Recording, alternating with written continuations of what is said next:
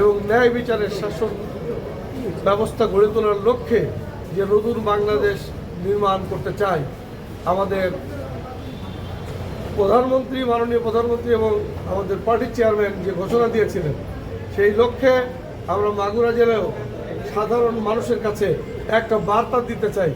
আপনারা কেউ যদি কখনো কোনো সমস্যায় পড়েন, কোনো নির্যাতিত হন কিংবা চাঁদাবাজির শিকার হন কিংবা অন্য কোনো প্রবলেমে পড়েন, যে প্রবলেম আপনারা ওপেন বলতে পারছেন না, সেইটা আপনারা অভিযোগ বক্সে আপনারা লিখে 2 লাইন লিখে আপনি দিয়ে যাবেন।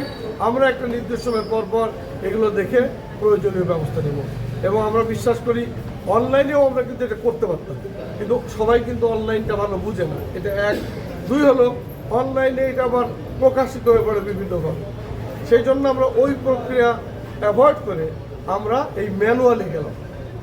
মাগুরার 9টা জায়গায় এইটা এরকম অভিযোগ বাক্স দেওয়া থাকবে এবং আমরা একটা নির্দিষ্ট সময় পর এটা খুলে গুরুত্বপূর্ণ সিদ্ধান্ত যেগুলো নেওয়ার এগুলো নিব এবং আপনারা বুঝতে পারবেন সমাজে এর ব্যাপক প্রভাব পড়বে ইনশাআল্লাহ। মেনলি ডিসি অফিস, 2টা উপজেলা, প্রেস ক্লাব এবং যেমন অন্য গুরুত্বপূর্ণ জায়গা, যেমন ওয়াবদায় একটা থাকবে, শ্রীপুরে আরও অন্য একটা থাকবে, সদর হসপিটালে একটা থাকবে, এরকম।